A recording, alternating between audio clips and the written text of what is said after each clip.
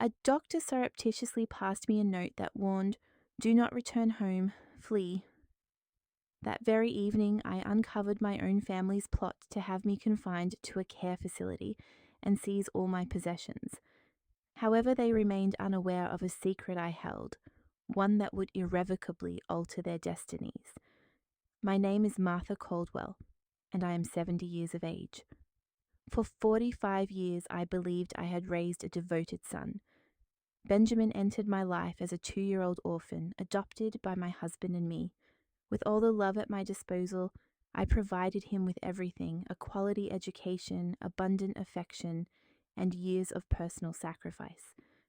When my husband passed away a decade ago, Benjamin, his wife Eleanor, and my granddaughter Olivia became my sole family. Yet on that fateful Tuesday, during what should have been a routine medical examination, my entire world imploded. Dr. Elliot Sterling, my trusted physician of many years, performed my checkup as usual, but his demeanor struck me as peculiar. A slight tremor was noticeable in his hands as he measured my blood pressure, and he conspicuously avoided direct eye contact. "Everything appears to be in order, Mrs. Caldwell," he stated, his voice laced with strain. "Your test results are impeccable. Your cardiovascular health is robust. You have many years of good health ahead of you." As I rose to depart, I sensed him approach from behind. Abruptly, while I was retrieving my handbag, Dr. Sterling discreetly slipped a folded piece of paper into the bottom compartment. He executed this maneuver with such swiftness that I nearly missed it. "Take good care of yourself, Mrs. Caldwell," he advised with a forced smile, "and bear in mind, family is not always as it presents itself." His words sent a shiver down my spine. What could he have possibly meant? And why the clandestine delivery of that note? I exited his office with my heart racing, resolving to defer reading the message until I reached my residence. During the taxi journey, a torrent of thoughts flooded my mind. Dr. Sterling had never exhibited such an unusual behavior.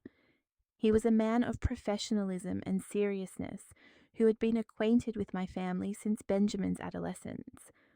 What could prompt him to convey secret messages now?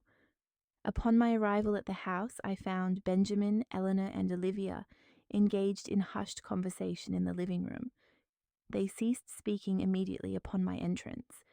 Eleanor was clutching several documents, which she hastily concealed behind her back. "How was your doctor's appointment, Mum?"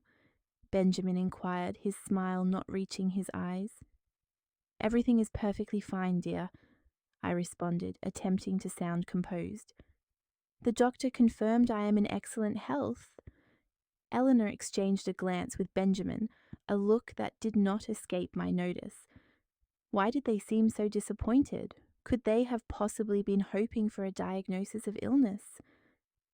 "That's wonderful, Grandma," Olivia remarked, though her tone carried an unusual coolness. "It means you'll have ample time to enjoy yourself." That evening at dinner, my family's behavior struck me as exceptionally strange. Benjamin offered minimal conversation directed at me. Eleanor responded with single-syllable utterances, and Olivia actively avoided my gaze, and palpable tension permeated the atmosphere, so thick it could be severed with a blade. "Is something amiss?"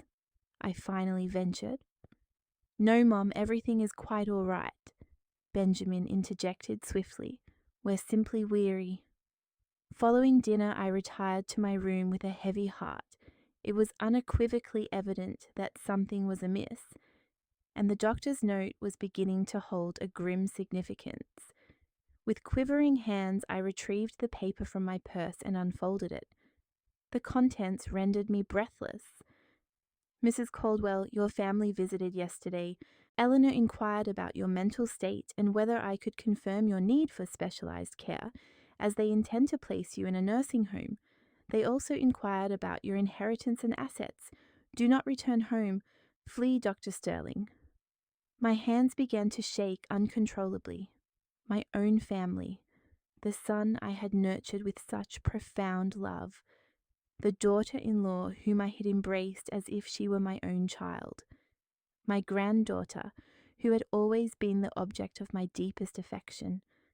Suddenly everything coalesced into a horrifying clarity. The furtive glances, the whispered conversations, the concealed documents. Their disappointment stemmed not from my robust health, but from the doctor's refusal to abet their scheme. Sleep eluded me that night. Every sound within the house sent jolts of alarm through me. I lay awake, listening intently, grappling with the realization of how I had arrived at this precipice. How could the very family for whom I had sacrificed everything now be plotting against me? At 2 o'clock in the morning, I overheard voices in the kitchen.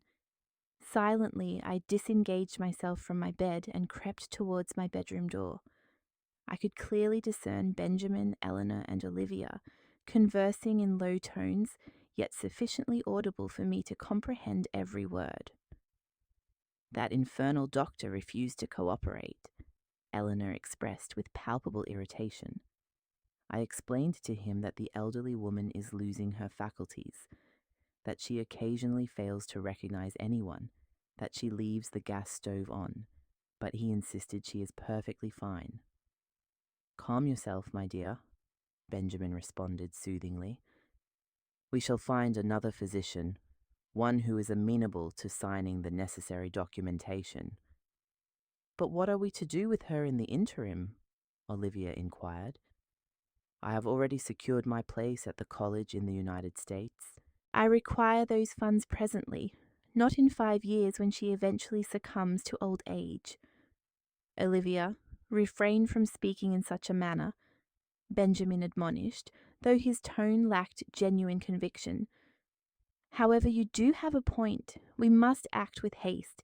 This residence is valued at nearly $500,000, and with her pension and savings, we could live quite comfortably until her demise," Eleanor concluded with chilling finality.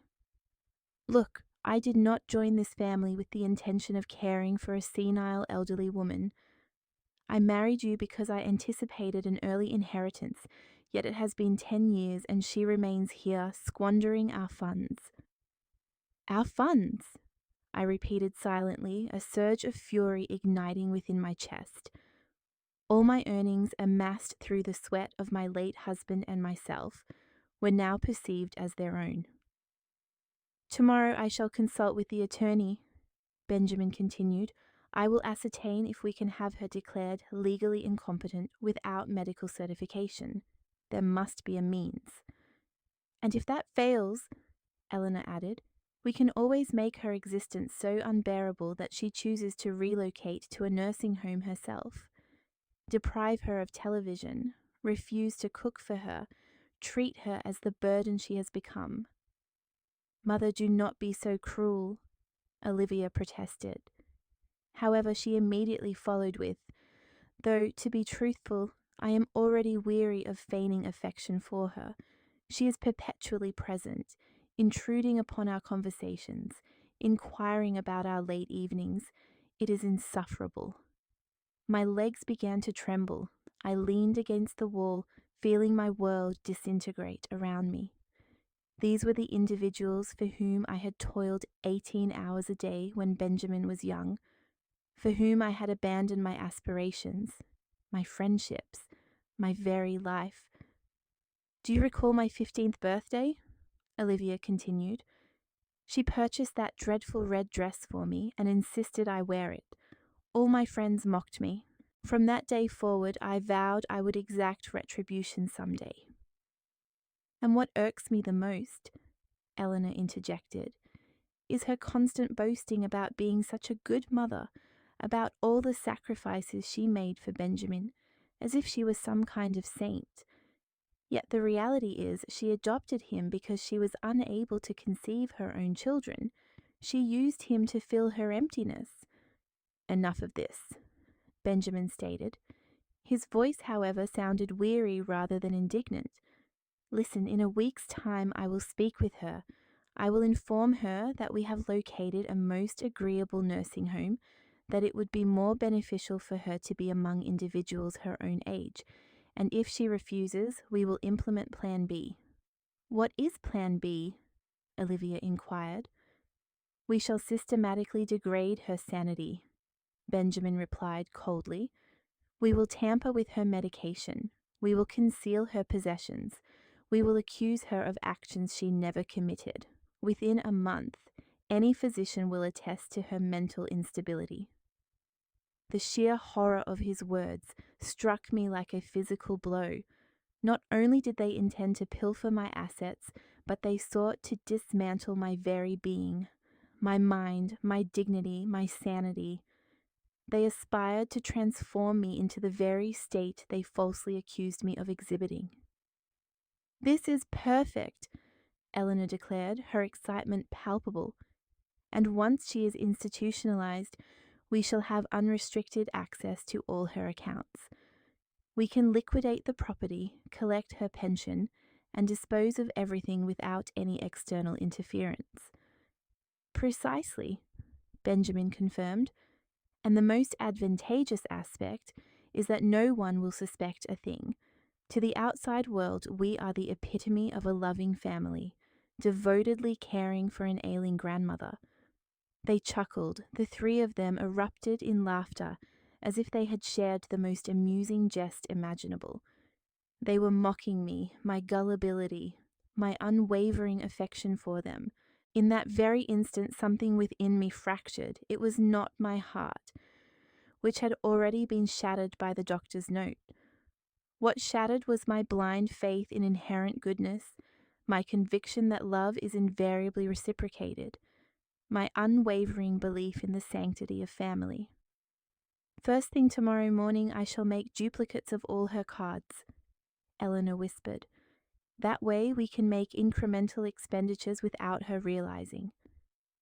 Excellent, Benjamin approved, and I will meticulously examine all her documents. There must be a will somewhere that we can amend. Amend how? Olivia inquired.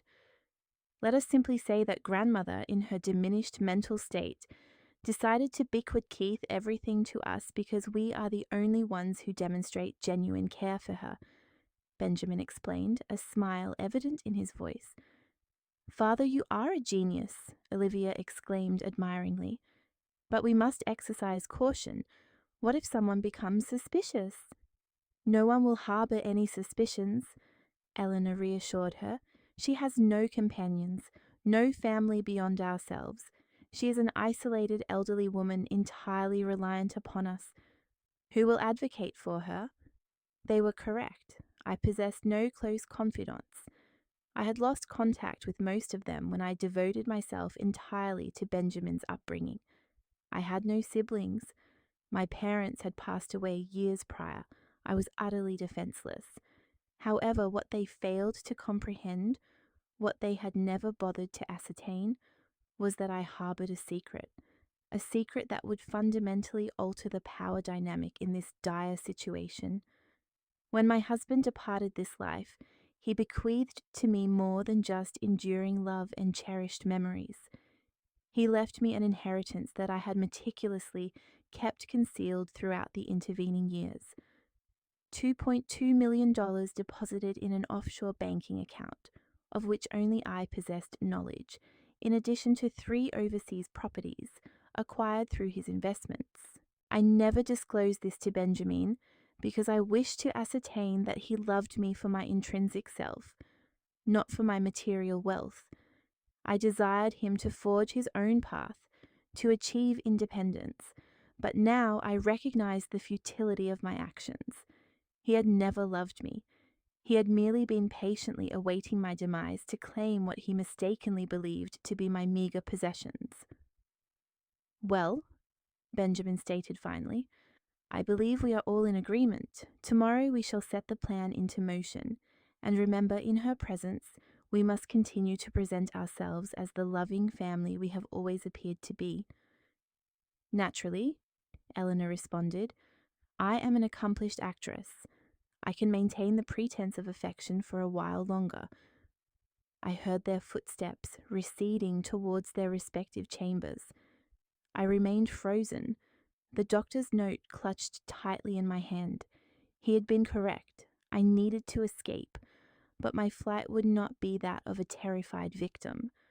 I would flee as a woman who had just awakened from a 45-year-long delusion. I would flee to orchestrate the most exquisite retribution they could possibly conceive. I dedicated the remainder of the night to meticulous planning. I did not close my eyes for a single moment, yet for the first time in months I felt profoundly awake.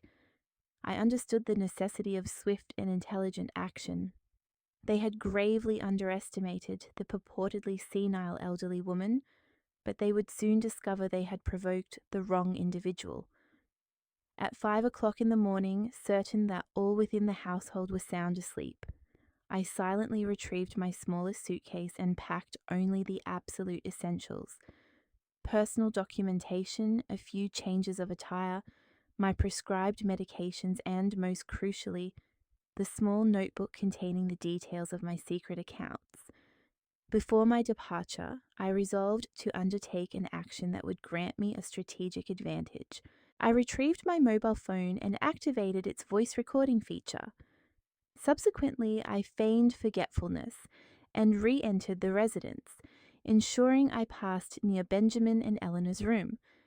As anticipated, they were already awake, murmuring about their agenda for the day.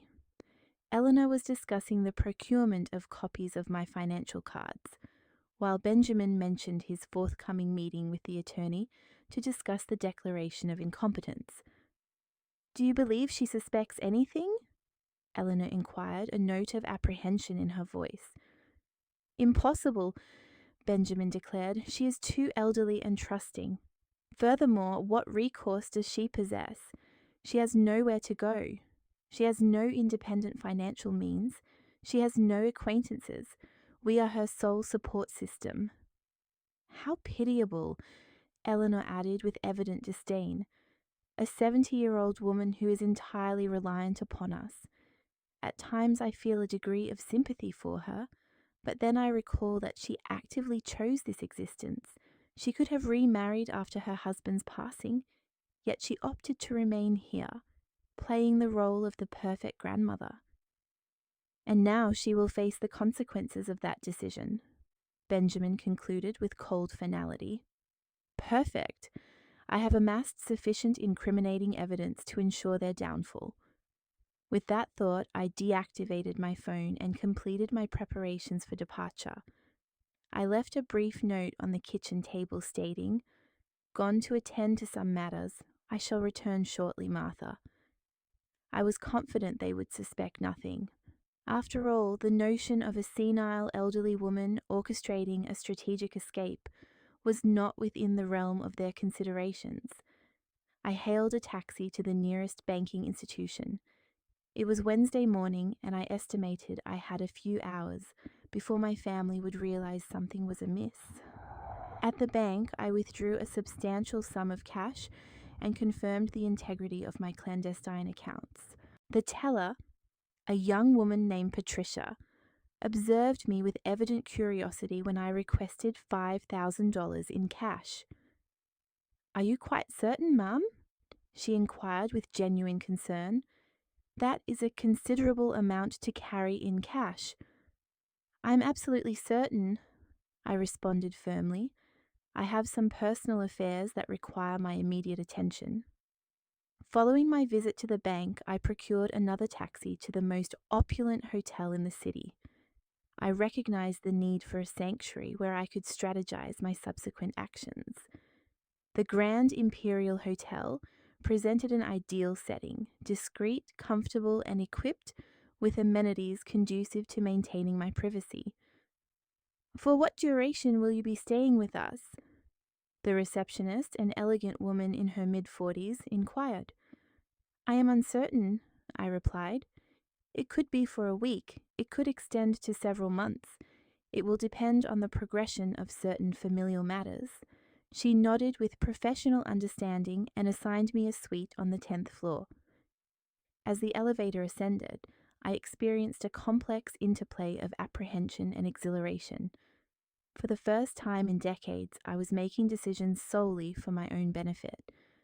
The suite was exquisite, spacious, offering a panoramic view of the city, elegantly furnished and equipped with all necessary conveniences. I settled onto the sofa in the living area and, for the first time since the previous night, allowed my emotions to manifest.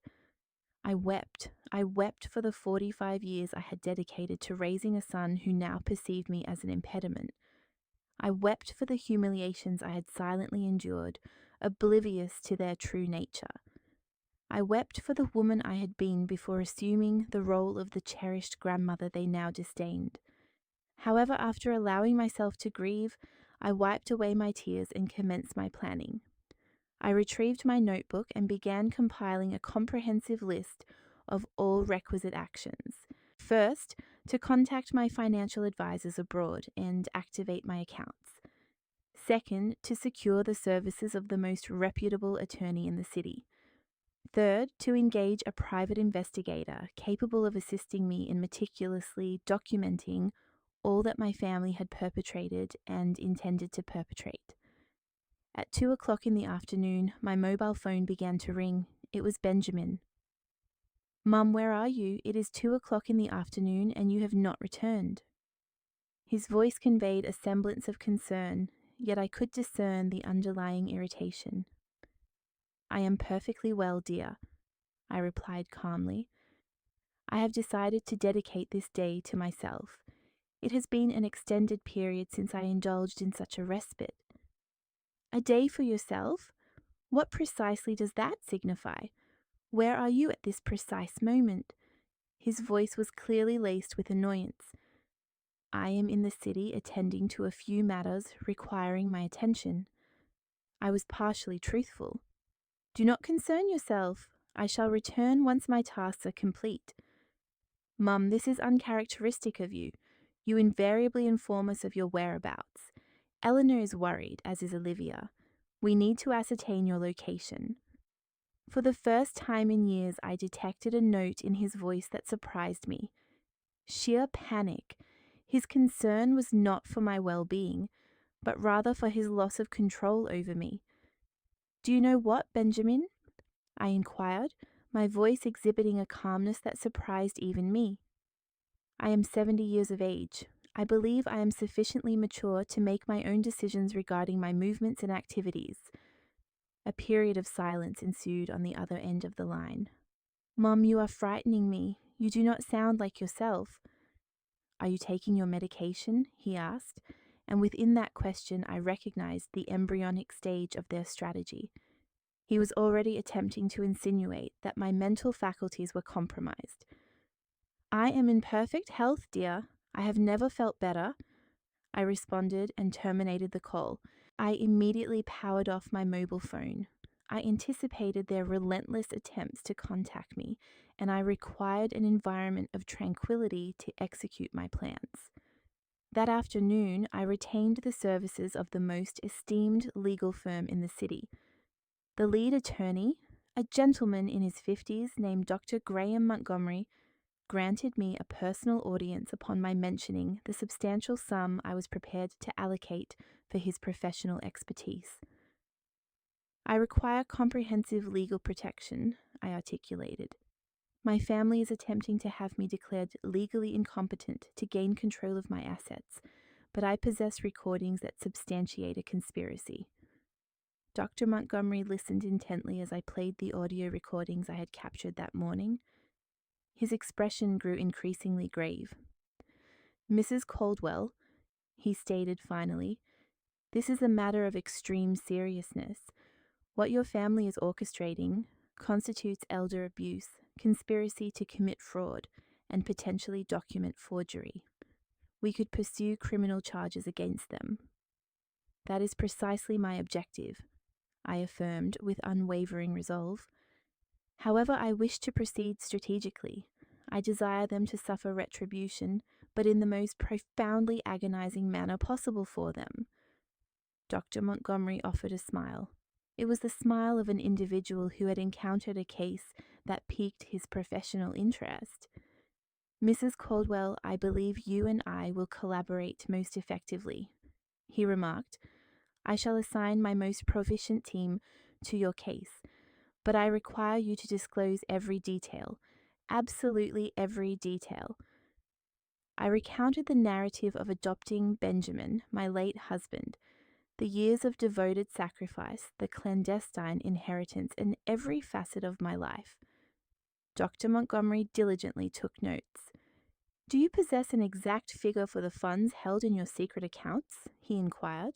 $2.2 million in liquid assets, plus 3 overseas properties, valued at approximately $1.5 million more, I replied. Dr. Montgomery ceased his note-taking and regarded me with a renewed sense of respect. Mrs. Caldwell, you are not merely a victim of familial maltreatment. You are a formidable individual whom your family has grievously underestimated. We shall leverage that power to impart upon them the most significant lesson of their lives. For the first time in days, a genuine smile graced my lips. The conflict had commenced, and now I possessed the appropriate arsenal. That evening, from the comfort of my hotel suite, I activated my mobile phone to review my messages. I had received 37 missed calls from Benjamin, 15 from Eleanor, and 8 from Olivia. The text messages grew increasingly desperate in tone. Mum, please respond. We are exceedingly worried, Martha. If you do not reply, we will contact the authorities. Grandma, where are you? Dad says you are going to get into trouble. I elected to reply solely to Benjamin. I am well. Do not be concerned. I shall return when I deem it appropriate. The response was instantaneous. Mum, this is not normal. You need to come home immediately. Eleanor has prepared your favorite dinner. Her favorite dinner. As if after 45 years he remained oblivious to the fact that Eleanor had never prepared anything special for me. It was another fabrication, another calculated deception. The following day, Dr. Graham Montgomery contacted me early. Mrs. Caldwell, I have some rather intriguing developments. My private investigator has commenced his inquiries into your case and has unearthed a significant piece of information. Your daughter-in-law, Eleanor, has been utilizing your personal details to apply for credit cards in your name for the past 6 months. What? I exclaimed, a surge of righteous indignation coursing through me. She has acquired 5 credit cards without your authorization, accumulating a debt of $43,000. Purchases include luxury boutiques, extravagant dining establishments, and even a recent excursion to the Florida Keys last month. The lawyer elaborated. But I never visited the Florida Keys, I responded, a sense of bewilderment washing over me. No, ma'am, they did.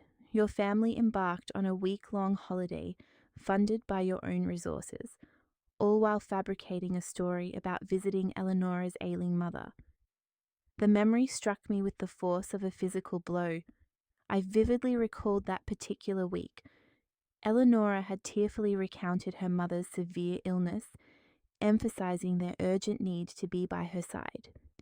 In my naivete, I had provided them with financial assistance for the journey, on top of the considerable sums they had already pilfered using fraudulent credit cards. Dr. Montgomery, I inquired, a knot of dread tightening in my stomach as I awaited his response. What further discoveries did your investigator uncover? He revealed that your son, Benjamin, had been unemployed for 8 months, yet had kept this fact from you, subsisting on your savings and pension. Furthermore, your investigator had uncovered evidence of his attempts to solicit medical diagnoses from 3 different physicians, seeking one willing to certify your supposed senile dementia. Each disclosure felt like a deeper, more agonizing wound. It wasn't merely a plot to defraud me. They had been systematically plundering my assets for months. Their intention wasn't just to label me as mentally unsound. They had already initiated that process. And my granddaughter, Olivia? I managed to ask, my voice cracking with emotion. She too harbors her secrets, Mrs. Caldwell. She is 3 months pregnant but is misleading her parents regarding the father's identity. Apparently, the biological father is a 50-year-old married man who pledged to leave his wife but has since disavowed any responsibility for the child. Oh my heavens, I whispered, the words barely escaping my lips. My granddaughter, the very child I had helped nurture, was entangled in a predicament that threatened to derail her future. There is more, Dr. Montgomery continued. Eleonora has been involved in an extramarital affair with your neighbor Dave for the past 2 years. My investigator possesses photographic and video evidence to corroborate this. Dave, Carol's husband? I asked, recalling the kind woman who resided next door. Precisely. It appears Eleonora and Dave convene at a motel on Tuesday and Thursday afternoons, while Benjamin believes she is attending her yoga class. The irony of the situation was profoundly bitter. While they were actively plotting to dismantle my life by portraying me as mentally incapacitated, each of them was leading a life steeped in deception, a far more grievous state than I could have ever conceived. Dr. Montgomery, I wish for you to meticulously document every single detail, I stated, a renewed sense of resolve hardening my voice. Every falsehood, every instance of theft, every act of betrayal. I require comprehensive proof for when the moment arrives to confront them. Certainly, Mrs. Caldwell, he replied. However, I have a proposal. Rather than confronting them immediately, what if we were to allow them to dig their own precipices a little deeper? That very afternoon, I made a decision that I hadn't acted upon in years, to purchase new attire. I frequented the city's most opulent boutiques, acquiring 3 exquisite dresses, an elegant black one, a vivid red number, and an emerald green creation that instilled a profound sense of empowerment. Complementing these, I selected new footwear, a handbag crafted from genuine leather, and even indulged in a complete hair transformation at the city's most exclusive salon. The stylist, a young woman named Sophia, dedicated 3 hours to my hair. Ma'am, you possess naturally beautiful hair, she remarked as she worked. Why have you neglected it so grievously? For a considerable duration, I believed myself unworthy of such attention, I admitted with unflinching honesty. I perceived my sole purpose to be that of an unseen grandmother, catering to the needs of everyone else. Well, those days are definitively concluded, Sophia declared with conviction. By the time I finish with you, you will exude the regal aura of the queen you have always been. And she spoke the truth. Upon gazing at my reflection in the mirror, I scarcely recognized the woman who met my eyes. My hair had been styled in a contemporary sophisticated cut, accentuated by highlights that illuminated my features. I appeared formidable. That evening, while dining in the hotel's restaurant, I resolved to contact Benjamin. Mother, at long last, where on earth have you been? His tone was not one of concern, but rather of palpable irritation. Attending to myself, son, I replied with an unruffled demeanor. You know, I hadn't allocated any personal time for myself in years. It has proven to be exceptionally eye-opening. Mother, this behavior must cease. You cannot simply vanish without a trace. We are your family. We are entitled to know your whereabouts. Entitled? I echoed, allowing the word to resonate in the silence. Since when has my family held dominion over me? Since you began exhibiting erratic behavior, he retorted, and there it was again, his persistent effort to sow the seed of my mental instability. Erratic. Does it strike you as erratic for a 70-year-old woman to decide to take a few days for herself? Yes, particularly when that woman has never previously indulged in such an act. Mother, I believe you require consultation with a specialist. Your conduct is remarkably peculiar. A specialist? I feigned confusion. What sort of specialist, Benjamin? A psychologist, Mother. Someone who can assist you with these shifts in your behavior. Perfect, I mused inwardly. He was inadvertently confessing his intentions during a conversation I was discreetly recording. "You know what, son? You are quite right. I do indeed require specialized assistance," I informed him. I could discern his sigh of relief emanating from the other end of the line. "I'm pleased you understand, Mother." "Yes, I understand perfectly. I need a specialist in familial fraud, an expert in elder abuse, and a master in psychological manipulation, because that, my dear son, is precisely what all of you have been perpetrating against me." The silence on his end of the line was profound, almost deafening. "Mother, what are you implying?" "I am implying that I am privy to everything, Benjamin. I am aware of the fictitious credit cards Eleonora procured under my name. I am privy to your scheme to have me declared legally incompetent. I am cognizant of the physicians you have contacted. I know all of it." "Mother, that is utterly preposterous. I have no comprehension of your assertions. I believe you genuinely require medical attention." "Do you know what else I am aware of, Benjamin?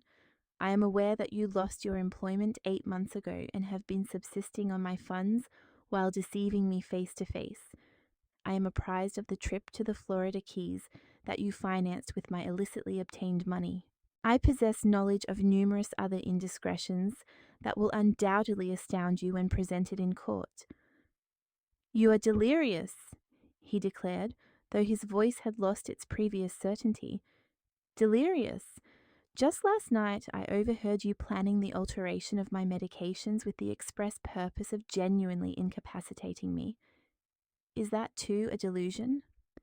This time the silence that followed was even more prolonged. "Mother, please return home. We can resolve this matter as a family." "No, Benjamin, we are no longer a family. A family does not betray its members as you have betrayed me. A family does not orchestrate the mental disintegration of one of its own for the sole purpose of financial gain. Mother, I implore you. What I am prepared to offer you is a single opportunity, just one, to confess all wrongdoing, to offer a sincere apology, and to repatriate every single cent you have misappropriated from me. If you comply with these terms, perhaps, just perhaps, I can contemplate a path toward forgiveness."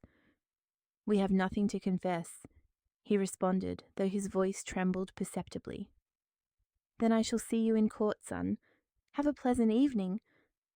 I terminated the call, and for the first time in days a profound sense of tranquility washed over me.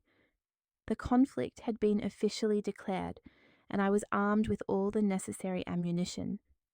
The ensuing days were an emotional maelstrom. My telephone was in constant agitation, bombarded by desperate pleas from my family. Initially, they resorted to appeals for affection, inundating me with tearful messages from Olivia, expressing her longing for me, and heartbroken vocalizations from Eleonora, imploring forgiveness for any perceived misunderstandings, and fervent pleas from Benjamin, begging for my return to resolve the situation. When this tactic proved ineffective, they shifted their approach to intimidation and the generation of fear. Benjamin left me a voice message stating, "Mother, if you do not return immediately, we will be compelled to pursue legal avenues to safeguard you from yourself. Your erratic conduct necessitates our consideration of legal guardianship. However, Dr. Graham Montgomery had forewarned me of such possibilities. Mrs. Caldwell," he had advised during one of our consultations, "permit them to initiate the guardianship petition. It will serve as the most compelling evidence of their true intentions. Moreover, we already have 3 independent psychiatric professionals who have unequivocally certified your complete mental soundness." In the interim, my private investigator remained diligently occupied. Daily I received updated reports that continued to elicit my astonishment. "Mrs. Caldwell," he informed me during our Friday meeting, "your family has significantly expedited their clandestine operations since your disappearance. Yesterday, Benjamin attempted to access your bank accounts, claiming you had experienced a psychotic episode and that he required immediate, temporary control of your financial affairs. And what was the bank's response? I inquired. Fortunately, the bank manager is an individual of considerable professionalism. He informed Benjamin that official legal documentation would be requisite for any alterations to your accounts. However, Benjamin persisted with such vehemence that they were compelled to escort him from the premises. There is more. Yes, Eleonora has commenced the disposition of your personal effects. Yesterday, I observed her listing several pieces of your antique furniture on an online sales platform. She also endeavored to liquidate your jewelry collection at a pawn shop, but the appraiser declined their offer as the items unequivocally belonged to an elderly individual, and Eleonora could not produce any authorization to effectuate their sale. My heart began to pound erratically. Those jewels were cherished mementos, gifts bestowed by my late husband, exquisite pieces he had meticulously amassed over several decades. And my granddaughter Olivia? I asked, a palpable lump forming in my throat. She has proven to be the most actively engaged of them all. She has been disseminating information to her acquaintances, asserting that you are afflicted with advanced Alzheimer's disease and that the family is contemplating your institutionalization. She has also leveraged this fabricated narrative to solicit funds from various individuals, claiming the necessity of financial resources for your purported medical care. Each revelation was more poignant than the last. Not only were they engaged in financial larceny, but they were also systematically eroding my reputation and exploiting my alleged infirmity to manipulate unsuspecting individuals. But here is the most compelling aspect of this affair, the investigator continued. Last evening, the trio convened at your residence with an individual whom our sources have identified as Paul Hayes, a perpetrator of document forgery, notorious within the city's criminal underbelly. A forger? I asked, a chilling sensation coursing through my veins. Apparently, their clandestine objective is to fabricate fraudulent medical documentation that will definitively establish your mental incompetence.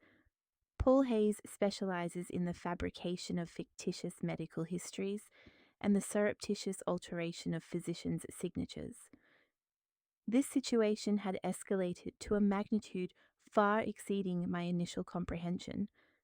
Not only did they harbor intentions of financial exploitation, but they were demonstrably prepared to engage in multiple egregious criminal offenses to achieve their objective. Dr. Montgomery, I stated via telephone that same afternoon, I believe the opportune moment has arrived to expedite our strategic plan. Any further delay on our part could result in the acquisition of falsified documents, thereby complicating matters considerably. I concur, Mrs. Caldwell. Are you prepared to initiate Phase 2 of our meticulously devised strategy? Phase 2 was characterized by its elegant simplicity. Rather than engaging in direct confrontation, we were poised to orchestrate a scenario wherein they would inadvertently incriminate themselves in a public forum. On Monday morning, I meticulously donned my new, sophisticated black ensemble, adorned myself with my most treasured jewelry, and proceeded to the city's premier real estate brokerage. I had previously secured an appointment to view opulent properties, specifically residences valued in excess of $1 million. Mrs. Caldwell, it is an honor to make your acquaintance. The real estate agent, a dapper gentleman named Rick, greeted me. I understand you are seeking to acquire a high-value asset. That is correct, I confirmed with an air of unwavering confidence.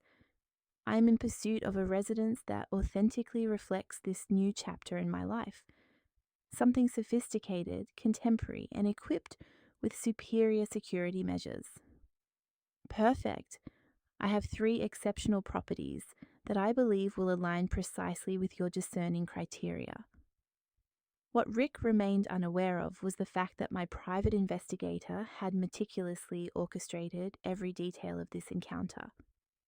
At precisely 11 o'clock in the morning, coinciding with our scheduled viewing of the second property, Benjamin, Eleonora, and Olivia were destined to coincidentally appear at the same real estate agency. We were in the midst of exploring a truly spectacular mansion when I distinctly recognized familiar voices emanating from the main entrance. "If you would be so kind as to excuse me," I said to Rick, "I believe some acquaintances have just arrived." As we descended to the grand foyer, there they were, the three of them attired in their finest garments, engaged in conversation with another real estate agent. "We are interested in divesting ourselves of a property," I overheard Benjamin state. "It is my mother's residence, but she is presently unwell, and we have been vested with legal power of attorney to manage her affairs." "Power of attorney?" the agent inquired, a note of professional curiosity in his voice. "Would you be so kind as to present the requisite documentation?" "Well, we are in the process of finalizing the official paperwork," Eleanor replied, her voice betraying a distinct nervousness. "But it is merely a matter of days. We wish to initiate the appraisal process with expediency." "Greetings, my dear family," I announced in a voice amplified sufficiently to ensure it carried across the expansive lobby. The three of them simultaneously swiveled their heads, their countenances contorted in expressions of sheer horror. Truly a sight worthy of cinematic depiction. Benjamin's complexion visibly paled. Eleanor's mouth gaped open, utterly devoid of sound, and Olivia physically recoiled, taking an involuntary step backward. "Mother," Benjamin stammered, his voice barely audible. What precisely are you doing here?" "Precisely the same endeavour as yourselves, it would appear," I responded with an unnatural calmness as I gracefully descended the staircase. "Although my intention is acquisition, not divestment." Rick, my designated real estate agent, approached with a professional demeanour and a practiced smile. "Are you acquainted with these individuals, Mrs. Caldwell?" "Regrettably, yes," I replied. "This is my family. Or, at least, that was my perception until a very recent juncture." "Mother, we must engage in a discussion," Benjamin asserted, attempting to project an air of authority, albeit with conspicuous failure. "Regarding what, Benjamin?" "Regarding your clandestine scheme to divest myself of my property without my explicit authorization. Concerning the fabricated documentation you are actively processing, or perhaps concerning the aforementioned power of attorney, which, I might add, demonstrably does not exist." The other real estate agent appeared visibly perplexed and undeniably uncomfortable. "Pardon me," he interjected, "but if there exists any legal contention surrounding the property, we are precluded from proceeding with any appraisal until such a dispute is amicably resolved." "There is no contention whatsoever," Eleanora declared with a palpable sense of desperation. "It is simply that she has not been quite herself lately." "I am not herself?"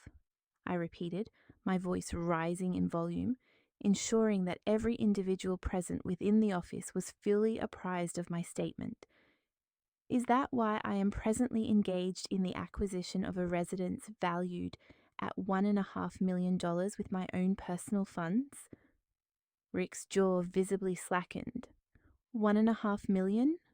Olivia whispered, her voice barely audible. "Ah, yes, my dear granddaughter," I responded, bestowing upon her a saccharine smile.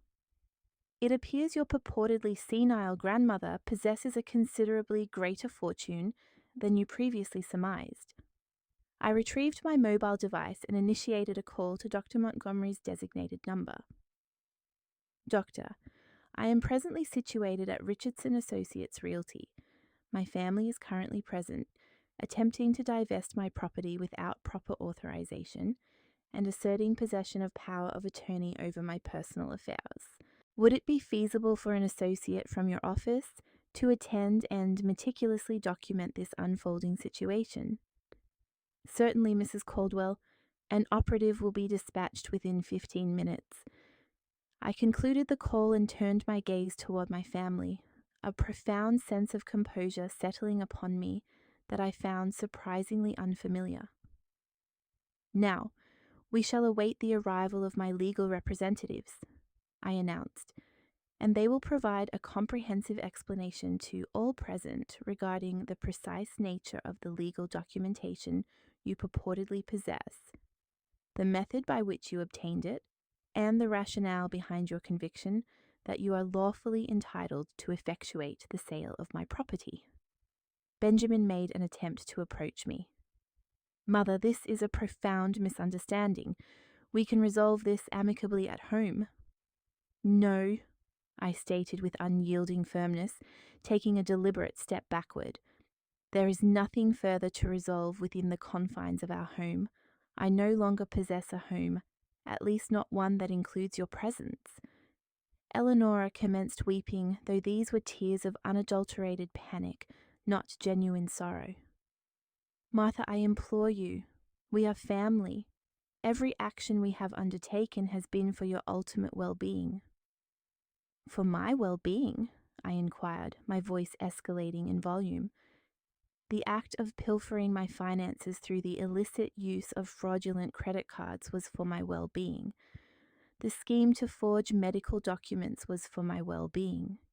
The engagement of a known criminal to falsify my medical history was for my well-being. Each accusation resonated like a detonation within the opulent lobby of the real estate agency. The surrounding clientele and the agency's personnel had ceased their activities and were now attentively observing, and I could discern the expressions of utter horror and profound disgust etched upon their visages. We possess absolutely no knowledge of your accusations, Olivia declared with a desperate attempt at denial. You do not? I withdrew my mobile device and initiated the playback of one of the clandestine recordings I had meticulously made. Benjamin's voice, undeniably his, filled the space. We make her truly lose her mind. We switch her medication. She's mentally ill. The silence that descended upon the real estate office was absolute, palpable.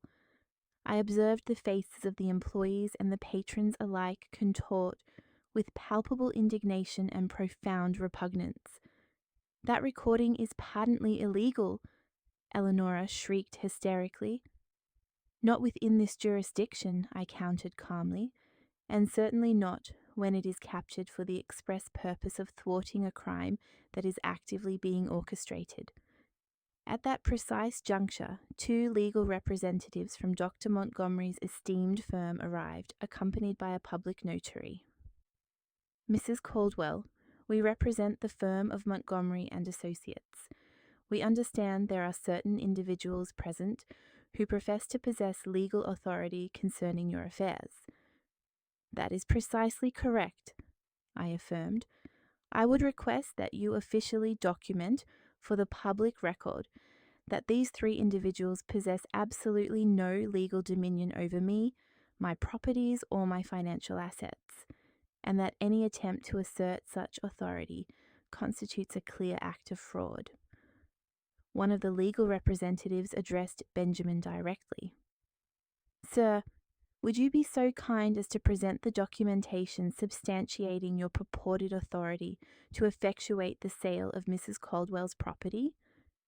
Benjamin opened and closed his mouth repeatedly, resembling a fish gasping for air. We are in the process of... In other words, I declared, cutting him off, they possess no documentation whatsoever because they possess no legitimate authority. What they do possess, however, is a criminal conspiracy aimed at expropriating my entire fortune. The public spectacle and humiliation at the real estate agency were merely the prelude. As we exited the building, my family trailed me onto the street, their voices a cacophony of alternating demands and desperate pleas. Mother, please wait. Can't we resolve this? It's all been a terrible misunderstanding. "Grandma, please," Olivia cried, her voice laced with anguish. "I love you. You cannot do this to us." Eleonora, in contrast, had completely abandoned her previous facade. She no longer feigned affection or concern. "You are a bitter old woman," she hurled at me as I entered my waiting taxi. "You have exploited us for years. Benjamin dedicated the prime years of his life to you, and this is how you repay him." The prime years of his life? I turned towards her from the confines of the taxi's window. "Are you referring to the years I toiled 18 hours a day to provide for him? The years I relinquished my career, my friendships, my social life to raise him?" "You chose to adopt him," Eleonora retorted venomously. "No one compelled you, and now you expect eternal gratitude." "I do not expect gratitude," I responded with chilling composure. "I merely expect that you refrain from stealing from me, that you cease betraying me, and that you abandon your plan to drive me to insanity for the sole purpose of acquiring my wealth." Evidently, that was an excessively ambitious expectation. I instructed the taxi driver to commence our journey, leaving my family in a state of vocal turmoil on the curb. That afternoon, Dr. Montgomery summoned me to his office for an urgent consultation. "Mrs. Caldwell, I have extraordinary news," he announced, a smile gracing his features that I had not previously observed. "Your family has committed a critical error subsequent to the incident at the real estate agency." What precisely was this error? In their escalating desperation, Benjamin directly approached the document forger, Paul Hayes, and prepaid him the sum of $50,000 to expedite the creation of your falsified medical documents. $50,000? Where did they procure such a substantial sum? From the credit cards they illicitly obtained under your name, and it appears Eleonora has sold her automobile. But the most significant development is this. Paul Hayes is an informant for the Federal Bureau of Investigation. He has been cooperating with law enforcement authorities for the past 6 months, actively involved in dismantling a ring specializing in document fraud. I remained speechless for a brief interval. "You mean to convey that your family is not only presently under investigation for familial fraud, but they are now subject to a federal inquiry for conspiracy to commit medical document fraud? The FBI possesses audio and video recordings of the entire transaction." That evening, from the luxurious confines of my hotel suite, I resolved to undertake an action I had been postponing, to confront each member of my family individually, albeit not in person. I harbored a far more potent strategy in mind. I activated my laptop and established an account on the nation's most popular live streaming platform. My chosen title was concise yet highly impactful: "A Grandmother's Unvarnished Truth About Her Family." At precisely 8 o'clock in the evening, I commenced my inaugural live broadcast. Initially, only 3 viewers were present, but to my utter astonishment, the number began to escalate with remarkable rapidity. "Good evening," I began, my gaze fixed directly upon the camera lens. "My name is Martha Caldwell. I am 70 years of age, and tonight I intend to recount a narrative that will profoundly alter your perception of what constitutes a perfect family." Within a span of 20 minutes, my viewership had surpassed 500 individuals. By the conclusion of the hour, the count had surged to over 3,000.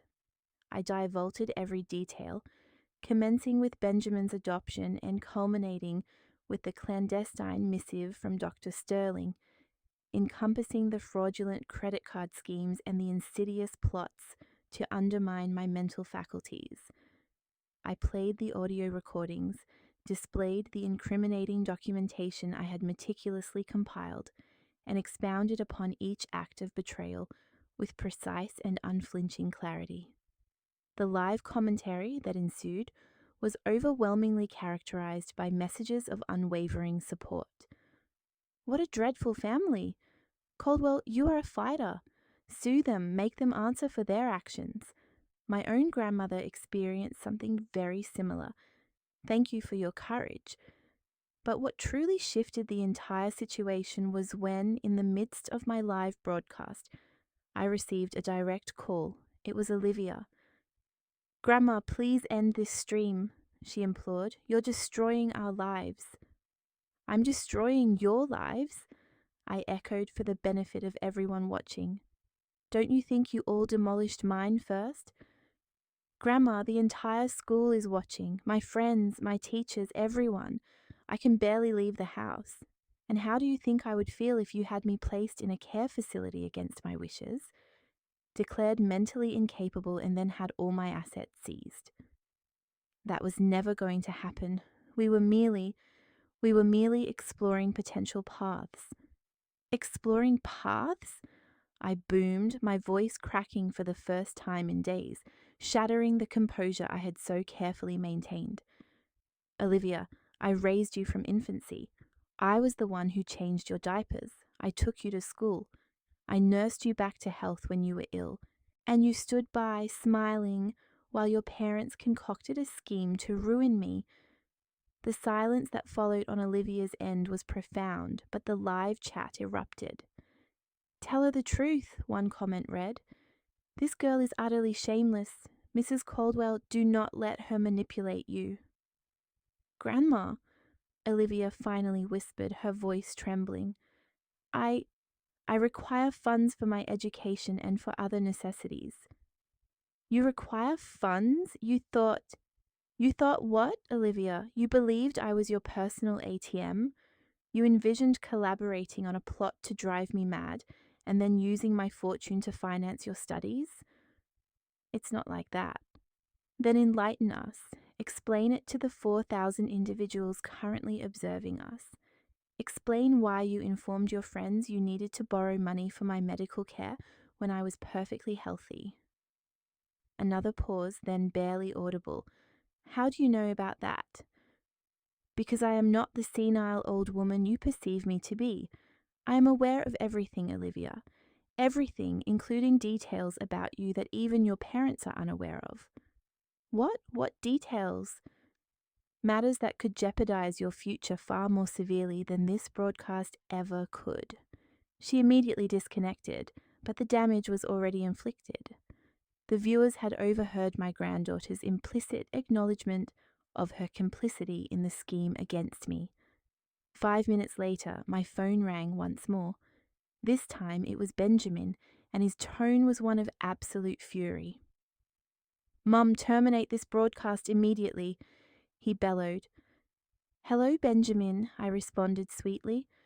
"Would you care to address the 5,000 individuals witnessing this? This is defamation. I will initiate legal proceedings against you for slander." "Slander? Is it slander to present audio recordings of your conspiracy to drive me insane?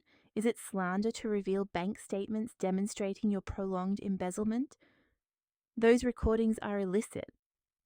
Not in this jurisdiction, son, and certainly not when they serve to prevent a criminal act. However, tell me, do you wish to explain to all these viewers why you disbursed $50,000 to a document forger yesterday afternoon?" The silence stretched so long I assumed he had terminated the call. How do you know that?" "Because Paul Hayes is an FBI informant. Benjamin, congratulations. You are now under investigation not only for familial fraud, but also for federal conspiracy." "You're fabricating this. Care to wager? Peruse the morning news. Or better yet, anticipate federal agents at your doorstep." The live comments surged with excitement. "FBI, FBI, FBI. This family is headed for prison. Mrs. Caldwell is a master strategist. Justice for Grandma." "Mom!" Benjamin stammered, his voice utterly transformed from its earlier rage. "Please stop this. We can still rectify this. We are family, are we not, Benjamin?" I replied with genuine sorrow. A family does not engage in betrayal. A family does not pilfer. A family does not orchestrate the psychological demolition of one of its own.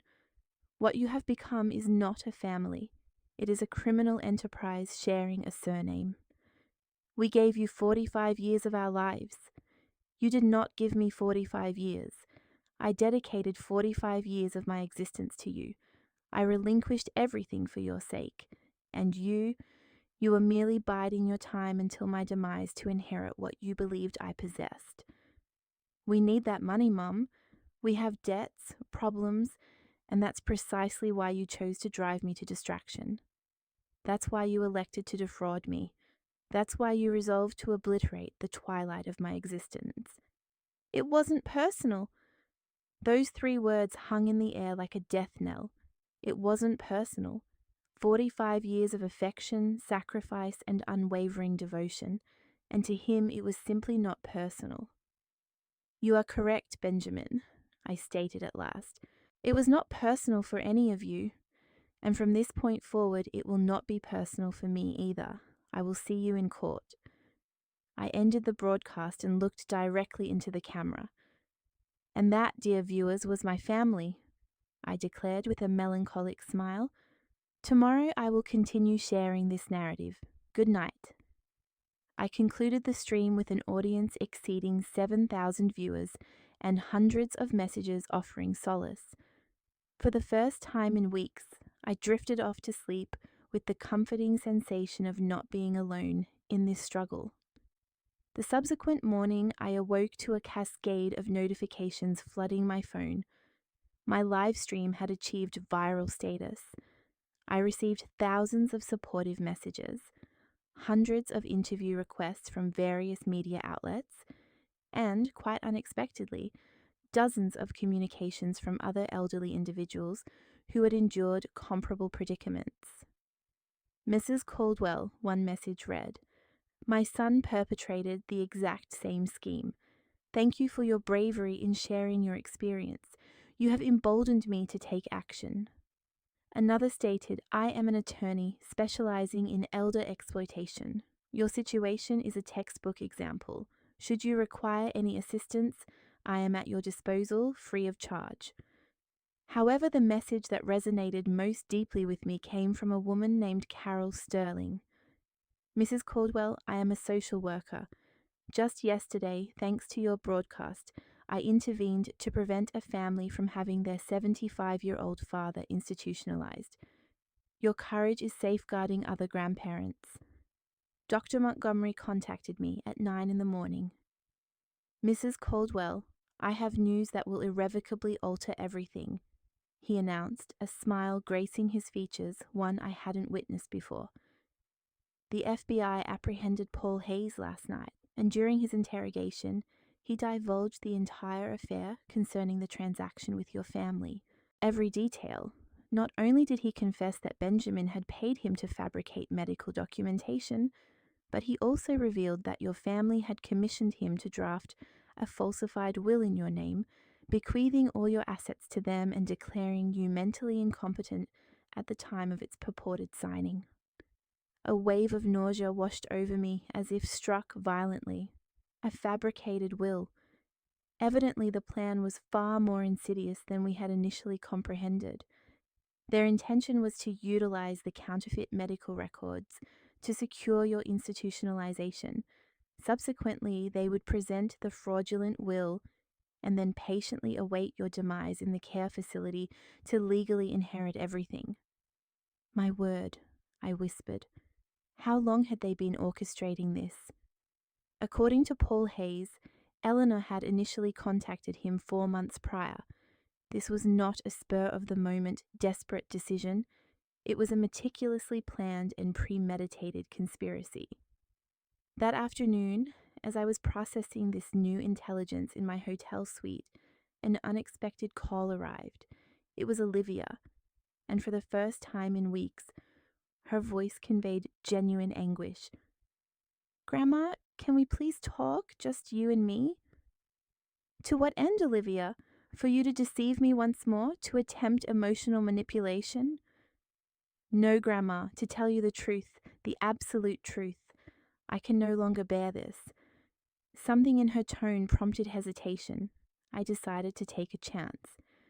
Very well, but it will be in a public location with witnesses, and I will be recording the entire exchange. Whatever you wish, just please. We convened at the hotel lobby cafe. Olivia arrived with eyes red and swollen from crying, her attire disheveled, a stark contrast to the vain young woman I knew. Grandma, she began before I could utter a word, you must understand that I never intended for things to escalate to this point. To what point, Olivia? How far did you deem acceptable? Initially, Mum and Dad merely spoke of persuading you to relocate to a premium assisted living facility. They suggested it would be beneficial for you, that you would have the companionship of your peers. And what were your thoughts? I believed perhaps they were correct. The house is rather expansive for you alone, and at times you appeared solitary. She paused and met my gaze. But that was prior to my awareness of the financial implications. What financial implications? They were unaware of my personal accounts. No, but they were cognizant of your pension, your savings held at the local bank, and the value of the residence.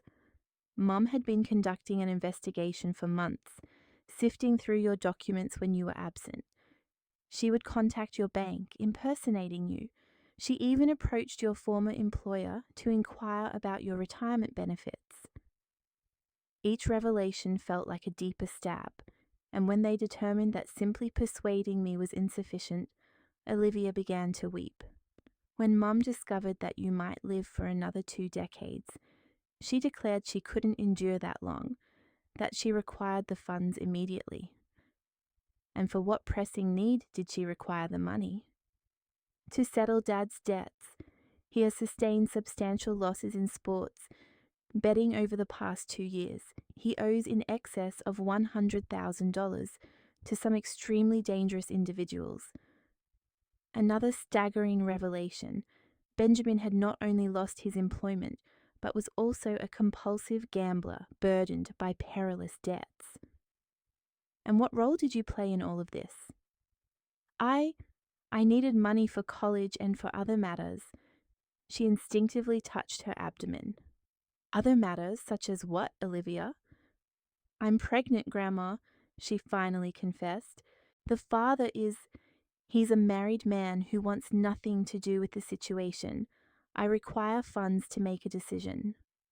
My heart ached for my granddaughter, but a profound anger also surged within me. And that is why you chose to participate in a scheme to drive me to insanity. I didn't realize they intended to drive you insane, she exclaimed, drawing the attention of other patrons in the cafe.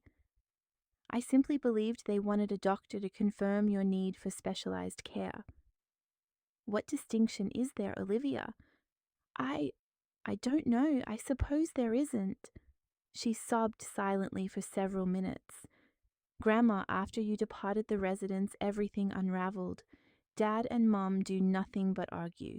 Mom attributes everything to Dad's gambling. Dad blames Mom's excessive ambition, and I am caught in the middle, pregnant and terrified. And what do you desire from me now? I wish you would forgive me, and I want you to know that if you testify against Mom and Dad, I will reveal the truth. Everything I know, everything I witnessed, everything I overheard. I remained silent, contemplating this unexpected proposition. Why would you switch allegiances now, Olivia? Because last night, Dad informed me that if everything goes awry, they will claim that I was the one who conceived the idea of stealing your jewels. They will assert that I manipulated them into it because I required funds for drugs. Drugs? I do not use drugs, Grandma. But Dad insists it is more plausible to blame the rebellious teenager than to admit they planned everything. The ultimate betrayal. Not only had they deceived me, but now they were prepared to sacrifice their own daughter to extricate themselves. Do you possess any evidence to substantiate your claims? Olivia retrieved her phone. I have recordings of all their arguments since you left. I have text messages where they strategized to implicate me. I have videos of Mum counting the money she obtained from selling your jewelry. Why did you record all of that? Because a week ago I realized that once this ordeal concludes, they will abandon me as well. I am a minor, I am pregnant, and I am destitute. They will require a scapegoat, and that scapegoat will be me. I scrutinized her intently, endeavoring to discern whether this was another ploy, or if I was finally hearing unadulterated truth. Olivia, if you opt to testify against your parents, your life will undergo an irreversible transformation. Your relationship with them will be irrevocably severed. My relationship with them is already over, Grandma. From the moment they decided to utilize me as an instrument in their scheme against you, and subsequently resolved to sacrifice me to preserve themselves. And what do you seek in exchange for your testimony? I want you to assist me in completing high school. I want you to guide me in making the right decision regarding my pregnancy. And I want you to teach me how to be a strong woman like you. For the first time in weeks, I felt a flicker of the former connection I had shared with my granddaughter. Olivia, if you undertake this, if you assist me in achieving justice, I will not only support you with your education and your current predicament, I will impart something far more valuable. What? I will teach you that genuine family is not defined by shared bloodlines, but by unwavering loyalty, profound respect, and sincere affection, and that sometimes safeguarding oneself necessitates distancing oneself from toxic individuals, even if one shares their surname. Olivia extended her hand across the table. Deal, Grandma. I clasped her hand, recognizing that this moment would signify the commencement of the end for Benjamin and Eleanor. Deal, my dear, but now you are my ally, and allies protect one another. Are you prepared for that responsibility? More prepared than I have ever been for anything in my life. The day of the trial arrived with startling swiftness. Within 3 weeks, Dr. Montgomery had meticulously constructed a case so robust that even my family's expensive legal counsel advised them to enter a guilty plea to negotiate a reduced sentence. However, Benjamin and Eleanor adamantly refused. They were determined to proceed to trial, convinced they could sway the jury with the facade of a loving family, caring for a bewildered matriarch. On the inaugural day of the trial, I arrived at the courthouse clad in my most elegant black suit, accompanied by Olivia, who had elected to reside with me at the hotel for the duration of the legal proceedings. Are you nervous, Grandma? She inquired as we ascended the courthouse steps. No, my dear, I replied calmly. I am at peace. The truth invariably prevails. The courtroom was packed to capacity. My ordeal had become national news, following extensive coverage of my live streams by numerous outlets. Journalists, cameras, and a throng of elderly individuals who had gathered to offer their support filled the space. Upon observing Benjamin and Eleanor at the defense table, I scarcely recognized them. Benjamin had lost weight, and dark circles, stark and deep, encircled his eyes. Eleanor appeared gaunt and anxious. The immense stress of facing potential years of incarceration had taken its toll. The prosecutor presented the case with masterful precision. He played the audio recordings, detailing their scheme to drive me to distraction. He introduced evidence of credit card fraud. He elucidated the conspiracy involving the document forger and, finally, presented irrefutable proof of the fraudulent mortgage on my home. However, the most astonishing moment occurred when Olivia took the witness stand as a prosecution witness.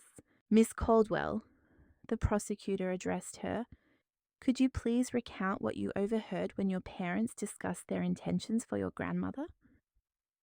With a voice both firm and clear, Olivia narrated every conversation, every stratagem, every act of betrayal. She detailed how they had planned to alter my medications, how they had calculated the financial gains from my demise, and how they had agreed to implicate her should their plans falter. As she concluded her testimony, A profound silence descended upon the courtroom. I observed several jurors discreetly wiping tears from their eyes. The defense attorney attempted to discredit Olivia, suggesting she was fabricating her testimony in an effort to extort money from me. "Madam," he demanded aggressively, "is it not true that you are pregnant and in need of financial assistance?" "Yes, I am pregnant," Olivia responded with unwavering dignity. "And yes, I require help, but I am not fabricating this story to obtain it. I am speaking the truth because it is the morally correct course of action." "And is it not exceedingly convenient that your grandmother promised you financial support in exchange for your testimony?" "My grandmother did not promise me monetary compensation for my testimony," Olivia countered with resolute conviction. "She pledged her support because I finally mustered the courage to do what is right. There is a significant difference. When it was my turn to testify, I ascended to the stand, acutely aware of the weight of every gaze in the courtroom upon me. "Mrs. Caldwell," the prosecutor inquired, "can you articulate how you felt upon discovering your family's malicious designs?"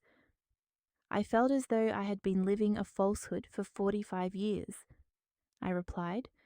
"They did not merely betray me, they compelled me to question every moment of affection I believed I had shared with them. They led me to ponder if I had ever been anything more than an impediment between them and my financial assets." "And how do you feel now?"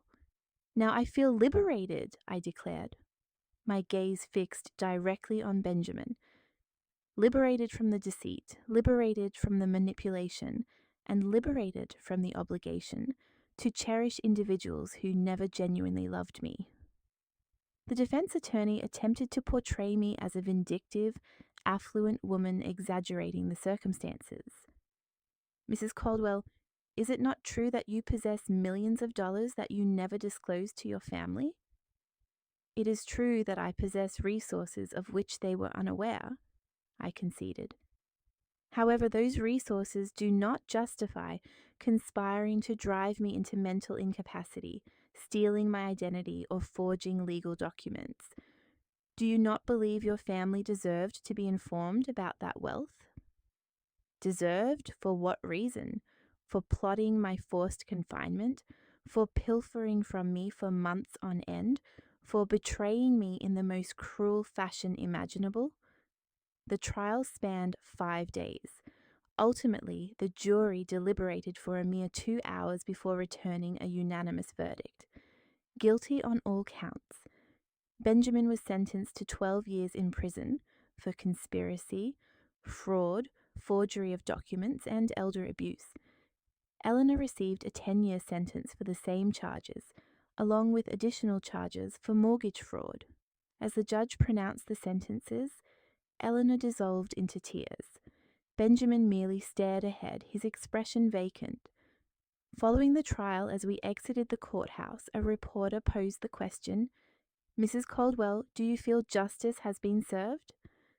"I feel that legal justice has been served," I responded, "but the true justice lay in discovering my own inherent worth before it became too late to savor the remaining years of my life." 6 months later, I purchased a charming residence on the outskirts of the city. It is more modest than my previous abode, yet it is bathed in light and boasts a delightful garden where Olivia and I frequently spend our afternoons. Olivia successfully completed high school with commendations and resolved to keep her baby. She is now pursuing a legal education, inspired by the entirety of our shared experience. She expresses a desire to specialize in elder advocacy. "Grandma," she confided a few weeks ago as we tended to the garden, "do you ever regret adopting Dad?" "I do not regret adopting him," I replied, gently caressing the blossoms we had planted together. "I only regret not comprehending sooner that benevolence should never be practiced at the expense of self-annihilation." And what did you learn from all of this? I learned that true family is not defined by lineage or shared chronology. It is defined by mutual respect, unyielding loyalty, and unconditional affection. I learned that it is preferable to be solitary with dignity than to be in company marred by betrayal. And I learned that it is never too late to embark on a new chapter. Now, at 71 years of age, I am experiencing the most fulfilling existence I have ever known. I travel, I immerse myself in literature, I have cultivated new friendships, and most importantly, I share a genuine connection with my granddaughter, who has evolved into the cherished daughter of my heart that I had always longed for. Benjamin and Eleanor have attempted to communicate with me from prison on numerous occasions, but their correspondence invariably finds its way directly into the trash, unopened. Certain thresholds, once firmly closed, should remain so indefinitely. Each night before retiring, I express gratitude for three things: for Dr. Sterling, who possessed the courage to alert me, for my own inner fortitude, the existence of which I had been unaware, and for the discovery that endings can indeed signify beginnings, provided one possesses the courage to author their own narrative. Kindness remains an integral aspect of my life, but I now practice it with discerning wisdom. I extend assistance to other elderly individuals navigating comparable circumstances. I support Olivia in her academic pursuits, and I have established a foundation dedicated to the prevention of elder exploitation. However, more significant than all of these accomplishments, I have finally learned to cherish myself with the same intensity that I have devoted to everyone else throughout my entire life. And that, my dear friends, is the most invaluable lesson of all.